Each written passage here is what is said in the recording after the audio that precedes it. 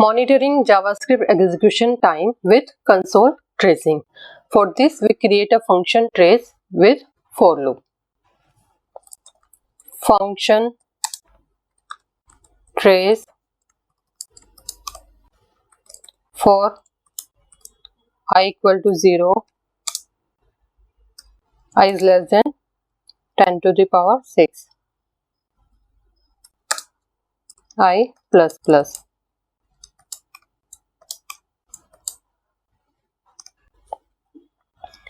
Then we call the console.time method with a label to initiate a timer.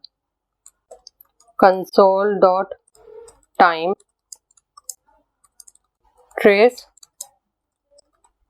time. This will start the timer.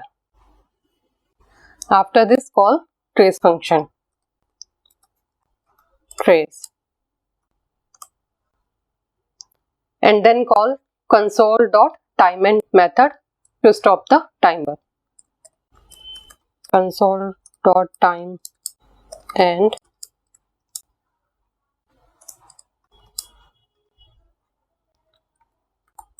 trace time. This will stop the time and print it.